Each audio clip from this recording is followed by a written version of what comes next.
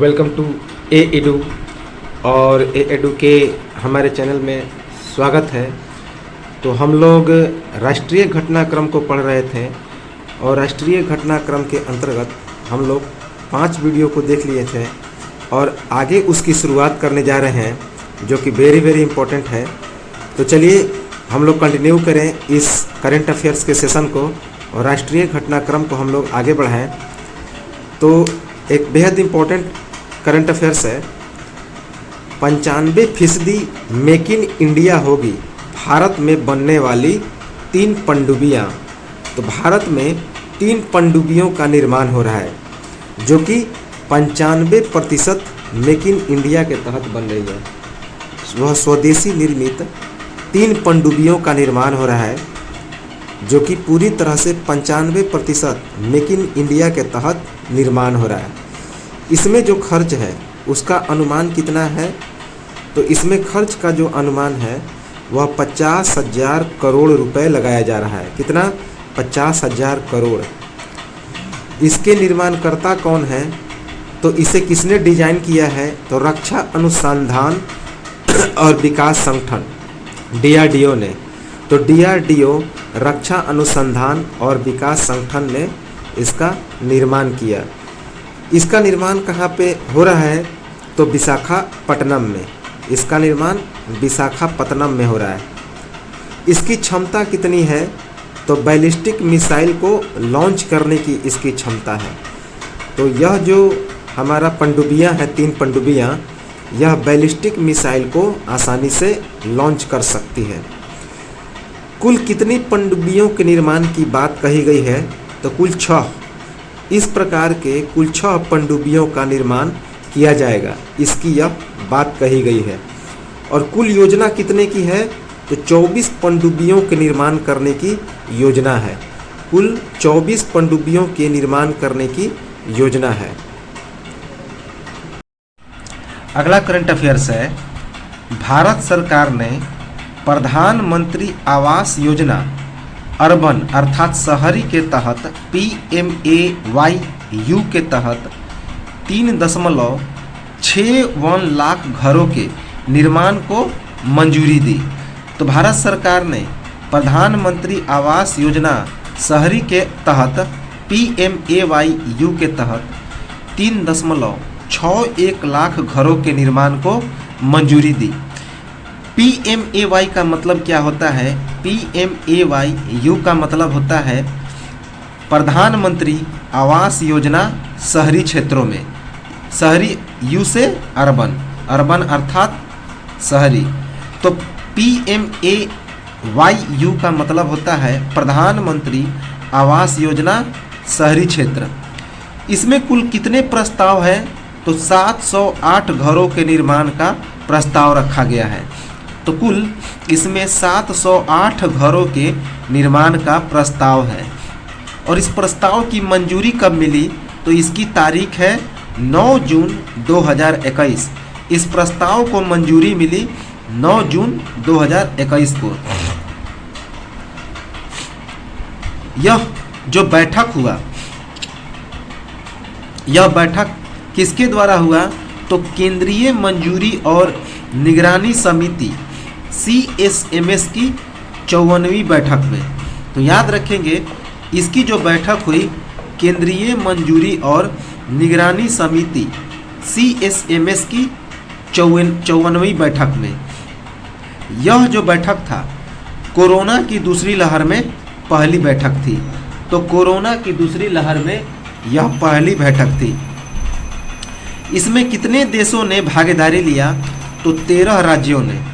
13 राज्यों ने इसमें भागीदारी ली। 13 राज्यों ने इसमें हिस्सेदारी लिया।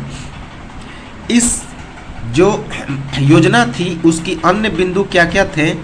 तो CSMS के द्वारा 3.75 लाख घरों वाली परियोजनाओं के संशोधन की भी इसमें मंजूरी मिली। CSMS के द्वारा 3.75 लाख घरों वाली परियोजनाओं के संशोधन की भी इसमें मंजूरी मिली। इसमें कुल निवेश कितने होंगे?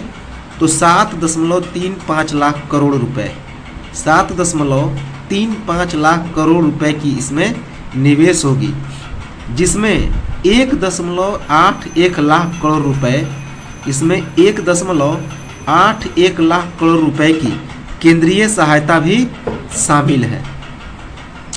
इस योजना के तहत चेन्नई, अगरतला, लखनऊ, राजकोट, रांची और इंदौर में लाइट हाउस का भी निर्माण किया जाएगा। तो चेन्नई, अगरतला, लखनऊ, राजकोट, रांची और इंदौर में लाइट हाउस का भी निर्माण किया जाएगा। इस बैठक के दौरान दुर्गा शंकर प्रसाद के द्वारा प्रधानमंत्री आवास योजना शहरी अवार्ड्स 2021 में 100 डेज चैलेंज का भी शुभारंभ किया गया। तो इस योजना के दौरान, इस बैठक के दौरान दुर्गा शंकर प्रसाद के द्वारा प्रधानमंत्री आवास योजना शहरी अवार्ड्स 2021 का 100 डेज चैलेंज का भी शुभारंभ किया गया। अब थोड़ा हम लोग प्रधानमंत्री आवास योजना शहरी के बारे में देखें। स्टैटिक जी के इसका जो संचालन है वह कौन करता है? तो आवास एवं शहरी मामलों के मंत्रालय द्वारा इसका संचालन होता है। तो आवास एवं शहरी मामलों के मंत्रालय द्वारा इसका संचालन होता है। इसकी स्थापना कब हुई? तो 25 जून 2015 को, 25 जून 2015 को इसकी स्थापना हुई। इसका मुख्य उद्देश्य क्या है? तो इसका मुख्य उद्देश्य है 2022 तक सभी पात्र शहरी परिवारों को पक्का घर उपलब्ध कराना। तो इसका मुख्य उद्देश्य है वर्ष 2022 तक सभी पात्र शहरी परिवारों को पक्का घर उपलब्ध कराना। अगला है वर्ष 2021 का पहला सूर्य ग्रहण लगा। सूर्य ग्रहण 2021, तो वर्ष 2021 का पहला सूर्य ग्रहण लगा। तो 2021 का पहला सूर्य ग्रहण कब लगा?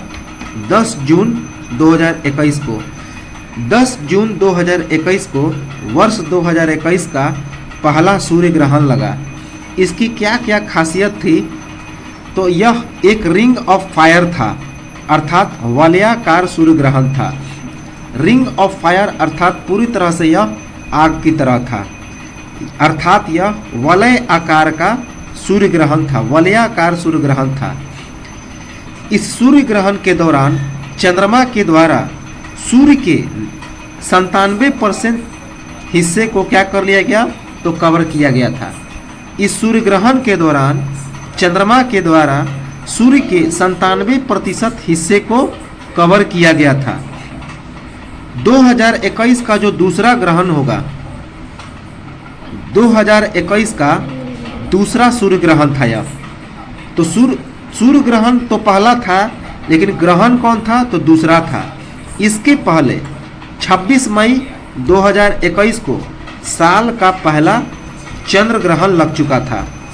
तो यह जो ग्रहण था 2021 का दूसरा ग्रहण था और साल का पहला सूर्य ग्रहण था। 26 मई 2021 को साल का पहला चंद्र ग्रहण लगा था। एक रिपोर्ट के अनुसार वर्ष 2021 में 2 चंद्र ग्रहण तथा 2 सूर्य ग्रहण के आसार हैं। कि एक रिपोर्ट के अनुसार वर्ष 2021 में 2 चंद्र ग्रहण और 2 सूर्य ग्रहण लगने के आसार हैं। इस सूर्य ग्रहण का समय कब से कब तक था? तो दोपहर 1:42 से शाम 6:41 तक। इस सूर्य ग्रहण का जो समय था दोपहर 1:42 से शाम 6:41 तक। 148 साल बाद शनि जयंती पर साल का पहला सूर्य ग्रहण लगा। तो 148 साल के बाद शनि जयंती पर साल का यह पहला सूर्य ग्रहण था। इससे पहले शनि जयंती पर जो सूर्य ग्रहण लगा था वह कब लगा था? तो 26 मई 1873 को। इससे पहले शनि जयंती पर सूर्य ग्रहण कब लगा था? तो 26 मई 1873 को। भारत में इसका दर्शन कब हुआ? तो सूर्यास्त के समय अरुणाचल प्रदेश और लद्दाख में। तो भारत में यह कब देखने को मिला? सूर्यास्त के समय। कहाँ पे? तो अरुणाचल प्रदेश में और लद्दाख में। अगला इंपॉर्टेंट करंट अफेयर्स है, 18 साल से ऊपर के सभी लोगों को भी मुफ्त वैक्सीन की घोषणा की। किसने? तो भारत के प्रधानमंत्री नरेंद्र मोदी ने। भारत के प्रधानमंत्री नरेंद्र मोदी ने 18 साल से ऊपर के सभी लोगों को भी मुफ्त वैक्सीन की घोषणा की। कब घोषणा किया? तो घोषणा की तारीख थी 7 जून 2021। 7 जून 2021 को यह घोषणा की प्रधानमंत्री नरेंद्र मोदी ने कि 18 साल से ऊपर के लोगों को भी क्या लगेगा? तो मुफ्त में वैक्सीन लगेगा कोरोना का। इसका उद्देश्य क्या था? तो कोरोना की दूसरी लहर से बचाव। तो इस वैक्सीन का मुख्य उद्देश्य है कोरोना की दूसरी लहर से बचाव। प्राइवेट अस्पताल में इस वैक्सीन की कीमत कितनी निर्धारित की गई? तो एक डोज के लिए अधिकतम 1500 रुपये। तो एक डोज के लिए अधिकतम 1500 रुपये इस वैक्सीन की कीमत निर्धारित की गई। तो अगला करंट अफेयर्स है जो कि मोस्ट इम्पोर्टेंट है। भारत का महिला एवं बाल विकास मंत्रालय करेगा 9 देशों में वन स्टॉप सेंटर की स्थापना। तो भारत का महिला एवं बाल विकास मंत्रालय विश्व के 9 देशों में वन स्टॉप सेंटर की स्थापना करेगा। कौन? तो भारत की महिला एवं बाल विकास मंत्रालय। कौन कौन देशों में? Australia, Bahrain, Qatar, Canada, Kuwait, Oman, Singapore, सऊदी अरब। तो इन सभी 9 देशों में सऊदी अरब, यूएई, तो Australia, Bahrain, Qatar, Canada, Kuwait, Oman, Singapore, सऊदी अरब और यूएई में क्या करेगा?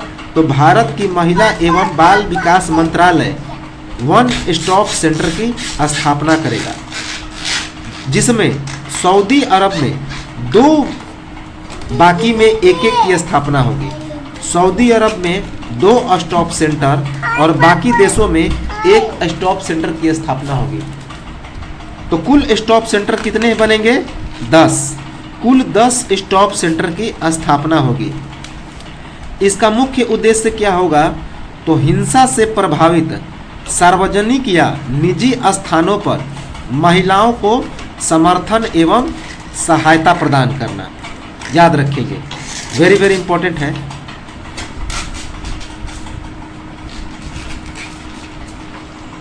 तो हिंसा से प्रभावित सार्वजनिक या निजी स्थानों पर महिलाओं को समर्थन एवं सहायता प्रदान करना। इसकी सहयोगी संस्थान कौन है? तो विदेश मंत्रालय। विदेश मंत्रालय के सहयोग से भारत की महिला एवं बाल विकास मंत्रालय इस वन स्टॉप सेंटर की स्थापना कर रहा है। भारत की महिला एवं बाल विकास मंत्री कौन है? तो स्मृति ईरानी। भारत की महिला एवं बाल विकास मंत्री हैं स्मृति ईरानी। इंपॉर्टेंट है।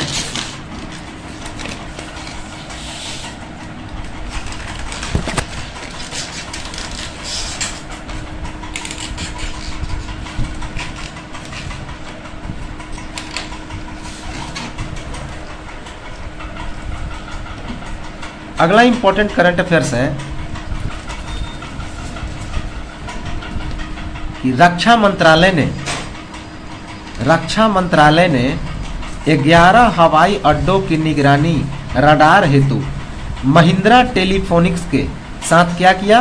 तो समझौता ज्ञापन पर हस्ताक्षर किया। रक्षा मंत्रालय ने 11 हवाई अड्डों की निगरानी रडार हेतु महिंद्रा टेलीफोनिक्स के साथ समझौता किया। यह समझौता कब हुआ? तो 3 जून 2021 को यह समझौता 3 जून 2021 को हुआ। किसके लिए? तो भारतीय नौसेना और भारतीय तटरक्षक के लिए। तो इंडियन नेवी और इंडियन कोस्ट गार्ड के लिए यह समझौता हुआ। याद रखेंगे, यह जो समझौता हुआ 3 जून को हुआ भारतीय नौसेना और भारतीय तटरक्षक के लिए। इसमें कुल कितने खर्च होंगे? तो 323.47 करोड़ रुपए खर्च होंगे। 323.47 करोड़ रुपए इसमें खर्च होंगे। इसे किस श्रेणी के तहत यह समझौता हुआ? तो खरीदे और बनाए श्रेणी के तहत यह जो समझौता हो रहा है, यह खरीदे और बनाए श्रेणी के तहत। याद रखेंगे। अगला इंपॉर्टेंट करंट अफेयर्स है, केंद्र सरकार ने पेंशन नियमों में बदलाव किया। केंद्र सरकार ने पेंशन नियमों में बदलाव किया। इसके मुख्य बिंदु क्या हैं? इसके मुख्य बिंदु है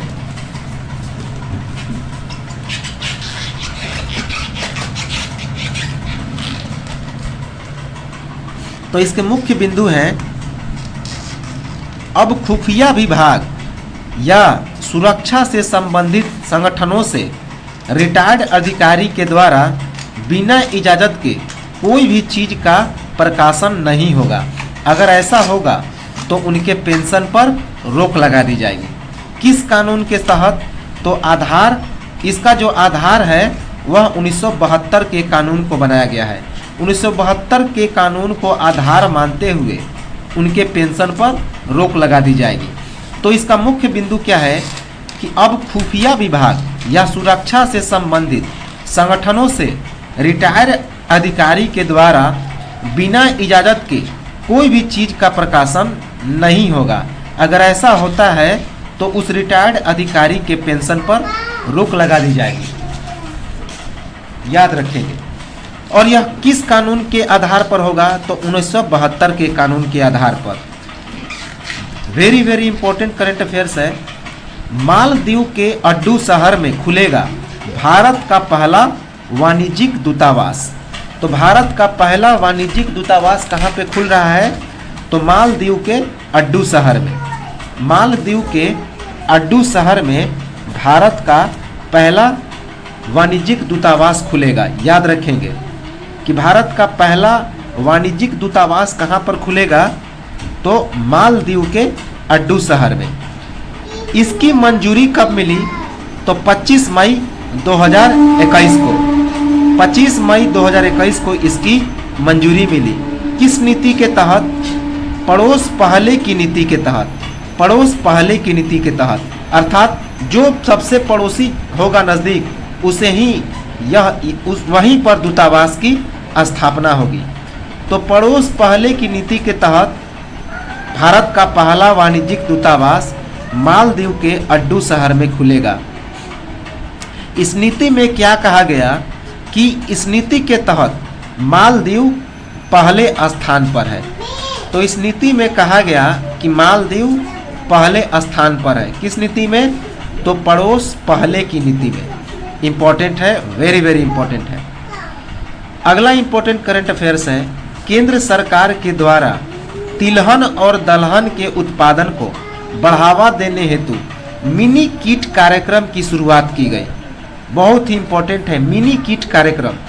तो केंद्र सरकार के द्वारा तिलहन और दलहन के उत्पादन को बढ़ावा देने के लिए मिनी किट नामक एक कार्यक्रम की शुरुआत की गई। इसकी शुरुआत कब हुई? तो 2 जून 2021 को। 2 जून 2021 को इसकी शुरुआत हुई। और इसके शुरुआतकर्ता कौन है, अर्थात इसे किसने शुरू किया? तो केंद्रीय कृषि मंत्री नरेंद्र सिंह तोमर ने। इसकी शुरुआत केंद्रीय कृषि मंत्री नरेंद्र सिंह तोमर ने की। इसका लक्ष्य, इस कार्यक्रम का लक्ष्य क्या है? तो मोदी सरकार के 2 साल कार्यकाल पूरा होने के उपलक्ष्य में केंद्र सरकार के द्वारा 300 करोड़ रुपए खर्च कर 15 जून तक 13.51 लाख मिनी किट का मुफ्त वितरण।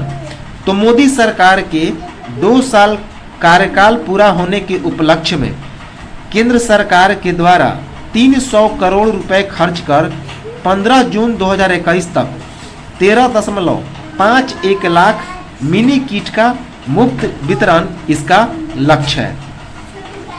तो अगला करंट अफेयर्स हम लोग देखते हैं कि केंद्रीय मंत्रिमंडल ने बहुत इंपॉर्टेंट है VVI कि केंद्रीय मंत्रिमंडल ने मास मीडिया सहयोग पर SCO समझौते को दी मंजूरी। केंद्रीय मंत्रिमंडल ने मास मीडिया सहयोग पर SCO समझौते को मंजूरी दी। इस पर यह जो समझौता हुआ था किस तारीख को, तो 2 जून 2021 को इसकी मंजूरी मिली। इस समझौते पर जो हस्ताक्षर हुआ 2 जून 2021 को, इसकी अध्यक्षता किसने की, तो भारत के प्रधानमंत्री नरेंद्र मोदी ने।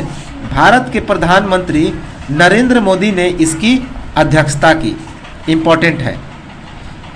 अब हम लोग थोड़ा सा SCO अर्थात शंघाई सहयोग संगठन, SCO का मतलब क्या होता है, तो शंघाई सहयोग संगठन। इसका स्टैटिक जीके देख लें तो शंघाई सहयोग संगठन, इसमें कौन कौन से सदस्य देश हैं, तो भारत, चीन, किर्गिज गणराज्य, कजाकिस्तान, पाकिस्तान, तजाकिस्तान, रूस और उज्बेकिस्तान। तो शंघाई सहयोग संगठन के कौन कौन से सदस्य देश हैं, तो भारत, चीन, किर्गिज गणराज्य, कजाकिस्तान, पाकिस्तान, तजाकिस्तान, रूस और उज्बेकिस्तान। यह जो SCO है अर्थात शंघाई सहयोग संगठन है, एक अस्थायी अंतर्राष्ट्रीय अंतर सरकारी संगठन है। शंघाई सहयोग संगठन एक अस्थायी अंतर्राष्ट्रीय अंतर सरकारी संगठन है। इसकी जो स्थापना हुई जून 2001 में हुई थी। तो SCO की स्थापना कब हुई, जून 2001 में। भारत इसमें कब शामिल हुआ, तो 8 से 9 जून 2017 को शामिल हुआ। कब, जब अस्थाना का शिखर सम्मेलन हुआ। तो शंघाई सहयोग संगठन का जो शिखर सम्मेलन अस्थाना में हुआ 8 से 9 जून 2017 को, तो उसी में भारत शामिल हुआ। करंट अफेयर्स है, केंद्रीय मंत्रिमंडल ने शहरी विकास हेतु भारत और जापान के बीच सहयोग समझौते के ज्ञापन की मंजूरी दी। तो भारत और जापान के बीच शहरी विकास हेतु सहयोग समझौता हुआ, जिसकी मंजूरी किसने दी, केंद्रीय मंत्रिमंडल ने। तो केंद्रीय मंत्रिमंडल ने शहरी विकास हेतु भारत और जापान के बीच सहयोग समझौते के ज्ञापन को मंजूरी दी। यह जो समझौता हुआ कब हुआ, 2 जून 2021 को। 2 जून 2021 को यह समझौता ज्ञापन पर हस्ताक्षर हुआ। किस स्थान पर यह समझौता हुआ, तो यह समझौता 2007 में किए गए शहरी विकास के माध्यम से हुए समझौते का स्थान लिया। यह किसकी स्थान लिया, तो 2007 में किए गए शहरी विकास के माध्यम से जो समझौता हुआ था, यह समझौता उसी का स्थान लिया। इम्पॉर्टेंट है कि किस पर हस्ताक्षर हुआ, तो शहरी विकास पर। एक वेरी इंपॉर्टेंट है कि दुनिया का पहला नैनो यूरिया लिक्विड हुआ लॉन्च। तो दुनिया का पहला नैनो यूरिया लिक्विड लॉन्च हुआ। याद रखेंगे कि दुनिया का पहला नैनो यूरिया लिक्विड लॉन्च हो गया। इस फर्टिलाइजर के जारीकर्ता कौन है, यह जो फर्टिलाइजर है यूरिया है, इसको जारी किसने किया, तो Indian farmers fertilisers cooperative limited. Indian farmers fertilisers cooperative limited IFFCO ने इसे जारी किया, इसे लॉन्च किया। इसकी लॉन्चिंग कब हुई, अर्थात किस तारीख को यह लिक्विड लॉन्च हुआ, तो 31 मई 2021 को। 31 मई 2021 को भारत का पहला नैनो यूरिया लिक्विड लॉन्च हुआ। कब, तो इफको के 50वीं वार्षिक आम सभा बैठक के दौरान। तो इफको के 50वीं वार्षिक आम सभा बैठक के दौरान इसका लॉन्चिंग हुआ। इसका विकास किसने किया, तो किसने इसे विकसित किया, तो nano biotechnology research centre Kalol में आत्मनिर्भर भारत और आत्मनिर्भर कृषि के अनुरूप इसको विकसित किया गया। तो नैनो यूरिया लिक्विड को विकसित किसने किया? तो nano biotechnology research centre Kalol ने। किसके तहत, किसके अनुरूप विकसित किया? तो आत्मनिर्भर भारत और आत्मनिर्भर कृषि के अनुरूप। इसकी कीमत कितनी निर्धारित की गई है? तो 500 मिलीलीटर बोतल की कीमत है 240 रुपये। 500 मिलीलीटर की बोतल की कीमत है 240 रुपये। इस नैनो यूरिया में 500 मिलीलीटर की बोतल में 40,000 ppm नाइट्रोजन है।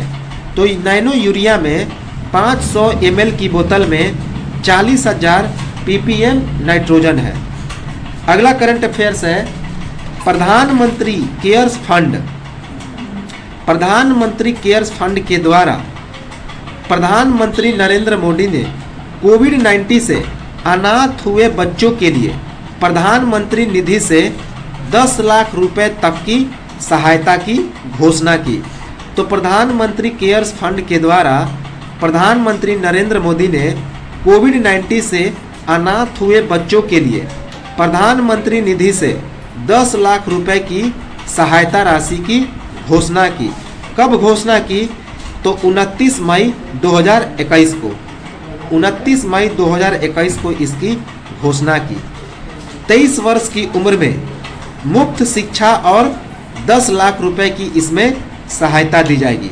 तो इन्होंने घोषणा में क्या कहा कि जब उसकी उम्र 23 वर्ष हो जाएगी तो वहाँ तक उसको मुफ्त शिक्षा मिलेगी और 23 वर्ष के बाद उसे 10 लाख रुपए की आर्थिक सहायता दी जाएगी।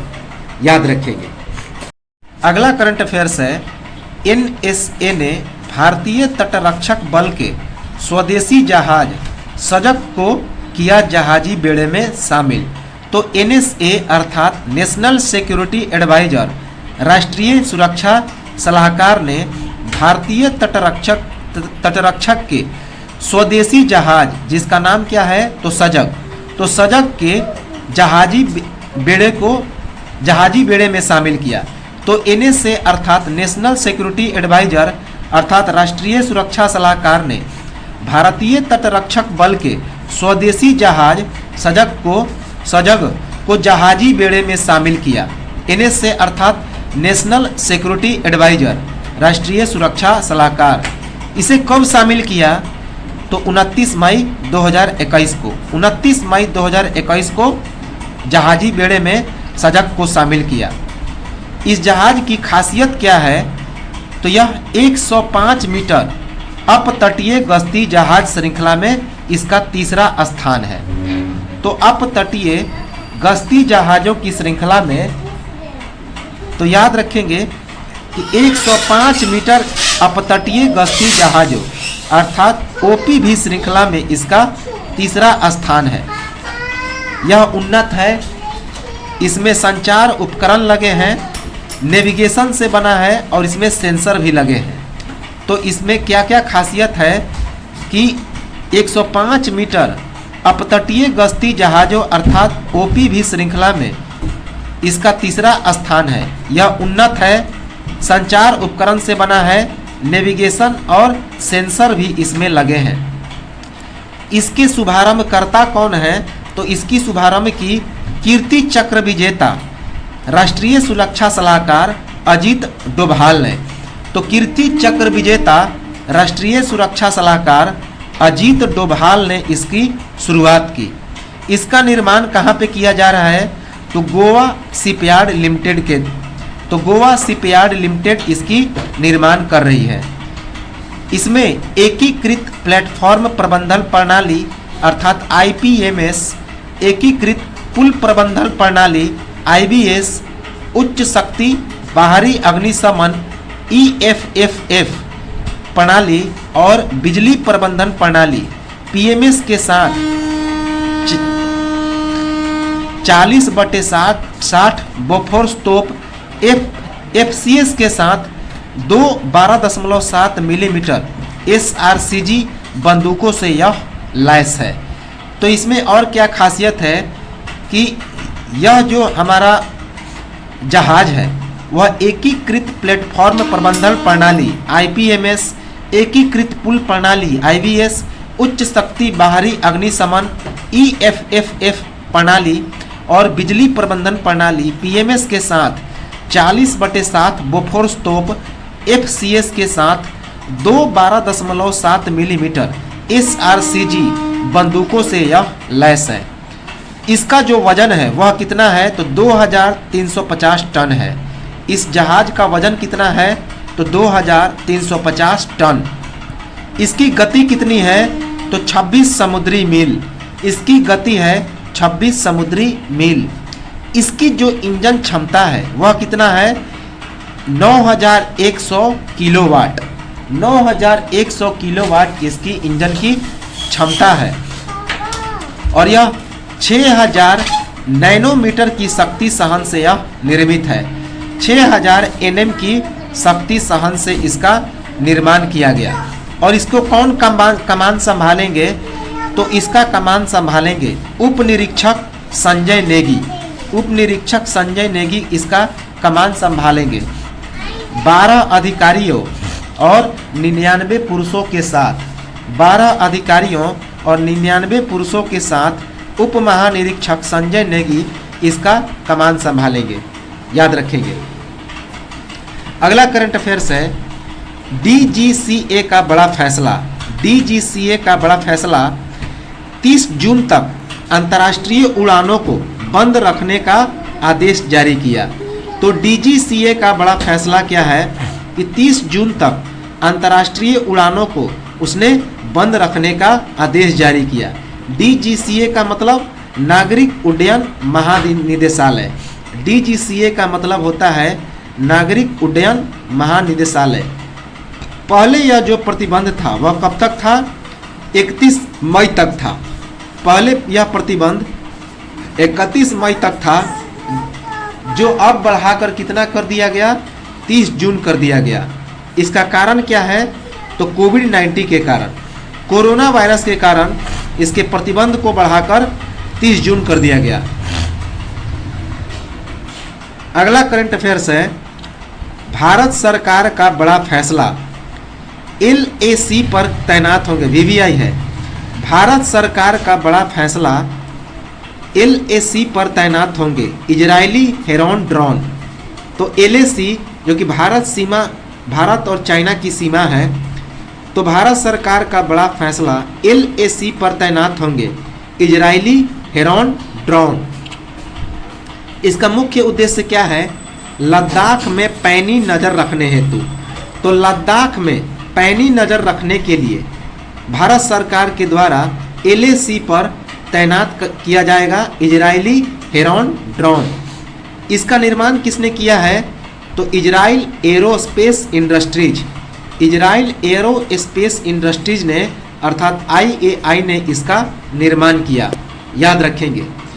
एक गंभीर बीमारी चली।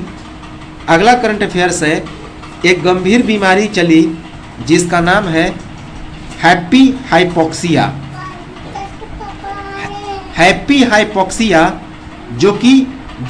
जिसे युवाओं के लिए जानलेवा माना जा रहा है। तो एक बीमारी की शुरुआत हुई हैप्पी हाइपोक्सिया जो युवाओं के लिए जानलेवा है। इसका लक्षण क्या है इसमें ऑक्सीजन का जो लेवल है वह 50 से कम हो जाता है। चमड़े का रंग हल्का नीला हो जाएगा। पसीना आता है। शरीर का रंग बदल जाता है। चक्कर आता है। सिर दर्द, होठ काला पड़ जाता है और चिड़चिड़ापन रहता है। तो हैप्पी हाइपोक्सिया नामक एक नई बीमारी की शुरुआत हुई जो कि युवाओं के लिए जानलेवा साबित हो रहा है। इसका लक्षण क्या है इसमें ऑक्सीजन लेवल 50 से भी कम हो जाता है। चमड़े का रंग हल्का नीला हो जाता है। पसीना आता है। शरीर का रंग बदल जाता है। चक्कर आता है। सिर दर्द आता है। होठ काला पड़ जाता है और चिड़चिड़ापन आता है। इसका कारण क्या है कि फेफड़ों में खून का नस थक्का हो जाना। तो फेफड़ों में खून का नस थक्का हो जाना इसका मुख्य कारण है। अगला करंट अफेयर्स है, अमेरिकी कंपनी फाइजर ने भारत सरकार से मांगी मंजूरी, कहा हमारा टीका 12 साल से अधिक उम्र के लोगों पर प्रभावी है। तो अमेरिकी कंपनी फाइजर ने भारत सरकार से मंजूरी मांगी और उसने क्या कहा कि हमारा जो टीका है वह 12 साल से अधिक लोगों पर अधिक प्रभावी है। और यह जो फाइजर कंपनी है कितने देशों के साथ अपना करार किया है, तो अमेरिका के सहित 116 देशों से। तो अमेरिका सहित 116 देशों से फाइजर कंपनी ने करार किया है, याद रखेंगे। एक बेहद इंपॉर्टेंट करंट अफेयर्स है अगला, यूके इंडिया ट्रेड डील हुआ। यूके इंडिया ट्रेड डील हुआ अर्थात ब्रिटेन भारत व्यापार चर्चा हुआ। यूके इंडिया ट्रेड डील हुआ अर्थात भारत ब्रिटेन पर व्यापार में चर्चा हुआ। यह जो डील हुआ था कब हुआ, 25 मई 2021 को। तो भारत और यूके के बीच जो डील हुआ कब हुआ, 25 मई 2021 को। इस वार्ता से पहले भारत और यूके को देश में 14 सप्ताह का पूर्व वार्ता चरण संपन्न किया गया। तो इस वार्ता से पहले भारत और यूके ने देश में 14 सप्ताह का पूर्व वार्ता चरण संपन्न किया। इस वार्ता की जो समाप्ति हुई कब हुई, 31 अगस्त 2021 को। 31 अगस्त 2021 को इस वार्ता की समाप्ति हुई। इस वार्ता की खासियत का क्या थी, तो इन्हांस्ड ट्रेड पार्टनरशिप अर्थात ईटीपी का अनुसरण किया गया, जिस पर 4 मई 2021 को भारत के प्रधानमंत्री नरेंद्र मोदी और यूनाइटेड किंगडम के प्रधानमंत्री बोरिस जॉनसन के बीच 1 बिलियन पाउंड के व्यापार समझौता और 2030 रोड मैप पर काम करने की रूपरेखा की शुरुआत की घोषणा की गई। तो इस वार्ता की खासियत थी कि एनहांस्ड ट्रेड पार्टनरशिप अर्थात ईटीपी का इसमें अनुसरण किया गया, जिस पर 4 मई 2021 को भारत के प्रधानमंत्री नरेंद्र मोदी और यूनाइटेड किंगडम के प्रधानमंत्री बोरिस जॉनसन के बीच 1 बिलियन पाउंड के व्यापार समझौता और 2030 रोड मैप पर काम करने की रूपरेखा की शुरुआत की घोषणा की गई और इसमें 6,500 रोजगार की उम्मीद जताई गई। तो कितना, 6,500 रोजगार की उम्मीद जताई गई। इस व्यापार में यूके में निर्मित कारों पर 125% तथा विस्की पर 150% टैरिफ को भी हटाना शामिल किया गया, याद रखें। तो इस समझौते में, इस व्यापार में यूके में निर्मित कारों पर 125% तथा विस्की पर 150% टैरिफ को भी हटाना शामिल किया गया। अगला करंट अफेयर से इंपॉर्टेंट है कि साल का पहला चंद्र ग्रहण, वर्ष 2021 का पहला चंद्र ग्रहण कब लगा, 26 मई 2021 को लगा। वर्ष 2021 का पहला चंद्र ग्रहण कब लगा, तो 26 मई 2021 को लगा। कब से कब तक, तो 8:47 से सुबह 8:47 से रात्रि 1:45 तक। तो रात 8:47 से रात्रि 1:49 तक यह चंद्र ग्रहण लगा। कब, 26 मई 2021 को। इसकी अवधि कितनी थी, तो 5 घंटा 2 मिनट। 5 घंटा 2 मिनट इस चंद्र ग्रहण की अवधि थी, जिसमें 14 मिनट तक पूर्ण चंद्र ग्रहण लगा, जबकि 2 घंटा 53 मिनट तक आंशिक चंद्र ग्रहण लगा। और इसमें चंद्रमा का रंग कैसा हो गया, तो लाल हो गया। इसमें चंद्रमा का रंग कैसा हो गया, तो लाल हो गया, याद रखेंगे। इसी कारण इसे खूनी चंद्र ग्रहण कहा जाता है। तो ब्लड मून,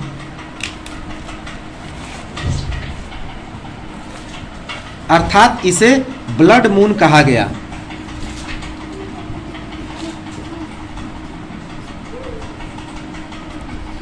क्योंकि इसमें चंद्रमा का रंग पूरी तरह से लाल था।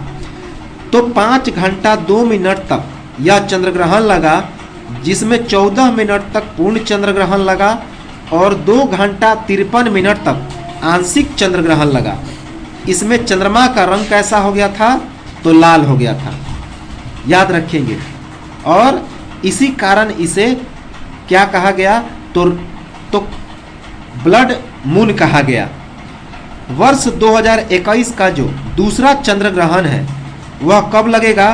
तो वह 19 दिसंबर 2021 को लगने की संभावना व्यक्त की गई है।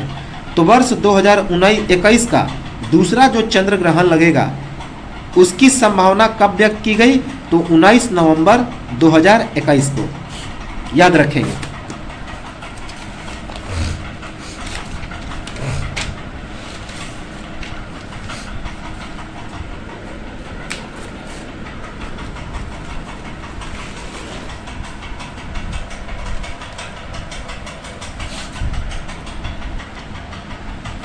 अगला करंट अफेयर्स है, इंपॉर्टेंट है कि भारत और इजराइल ने कृषि सहयोग के लिए 3 वर्षीय कार्य योजना पर किए हस्ताक्षर।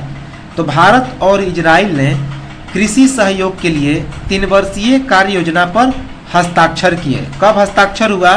तो 24 मई 2021 को। यह जो हस्ताक्षर हुआ 24 मई 2021 को हुआ। कब तक के लिए यह हस्ताक्षर हुआ? तो 2023 तक। 2021 से लेकर 2023 तक कृषि सहयोग के लिए यह समझौता पर हस्ताक्षर हुआ। भारत के कृषि मंत्री कौन है? तो नरेंद्र सिंह तोमर ने। तो नरेंद्र सिंह तोमर ने इसकी अध्यक्षता की। यह जो समझौता हुआ यह 5वीं बार। तो इस कार्य योजना पर यह कौन सा हस्ताक्षर था? तो यह 5वीं बार हस्ताक्षर था।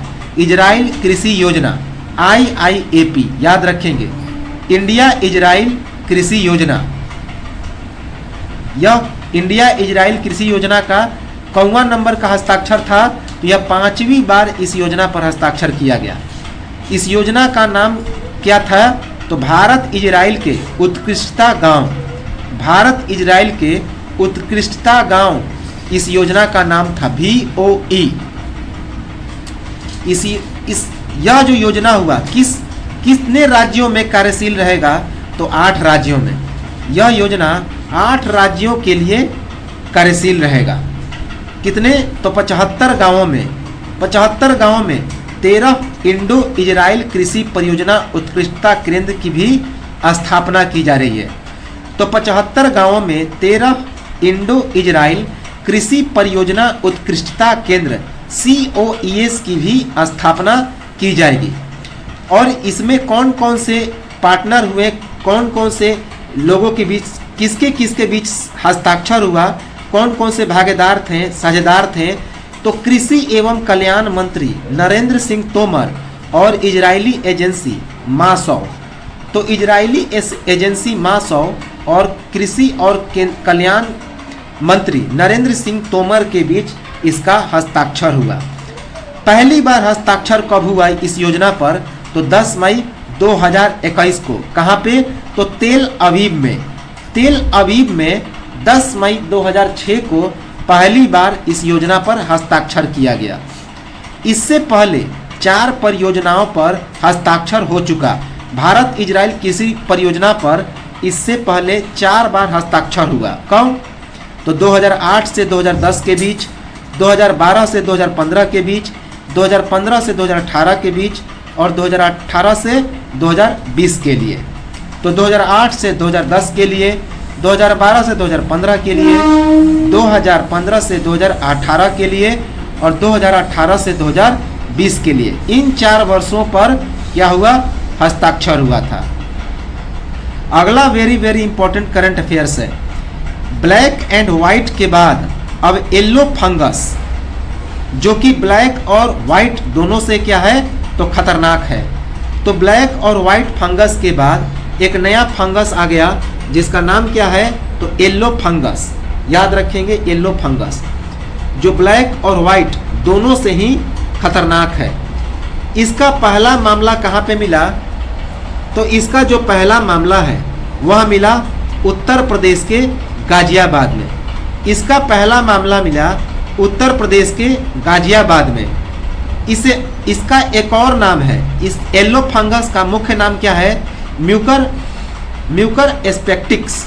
म्यूकर एस्पेक्टिक्स इसका मुख्य नाम है। VVI है, यह पूछा जा सकता है कि येलो फंगस का मुख्य नाम क्या है, तो म्यूकर एस्पेक्टिक्स। इसका कारण क्या है? तो इस बीमारी का कारण है शरीर में मवाद का रिसाव, गंदगी और प्रदूषित भोजन। तो शरीर में मवाद का रिसाव, गंदगी और प्रदूषित भोजन इसका मुख्य कारण है। इसका लक्षण क्या क्या है? तो इसमें नाक बहना, सिर दर्द, सुस्ती, भूख मरना, कमजोरी। तो नाक बहना, सिर दर्द, सुस्ती, भूख मरना और कमजोरी इसके लक्षण है येलो फंगस के। येलो फंगस छिपकली, गिरगिट, सांप, मेढक जैसे सरीसृपों में होता है। येलो फंगस जो है छिपकली, गिरगिट, सांप, मेढक जैसे सरीसृपों में होता है। इस बीमारी को जस्ता काफ़ी आकर्षक करता है। याद रखेंगे कि जो जस्ता धातु है वह इस बीमारी को काफ़ी आकर्षित करता है। इम्पोर्टेंट है। जो जिंक है वह येलो फंगस को काफ़ी आकर्षित करता है। तो यह तो था हमारा आज का जो राष्ट्रीय घटनाक्रम है, नेशनल करंट अफेयर्स है। अगली वीडियो में हम लोग इसको फिर कंटिन्यू करेंगे और राष्ट्रीय घटनाक्रम को आगे बढ़ाएंगे और इस 2-4 वीडियो में इसकी समाप्ति हो जाएगी और उसके बाद और राष्ट्रीय घटनाक्रम को ले चलेंगे जो बेहद इम्पोर्टेंट है, जो कि वन लाइनर होगा। तो चलिए हम लोग मिलते हैं अगले वीडियो में। इसको लाइक, सब्सक्राइब, शेयर करें और बेल आइकन को जरूर दबाएं। तो तब तक नमस्कार, जय हिंद।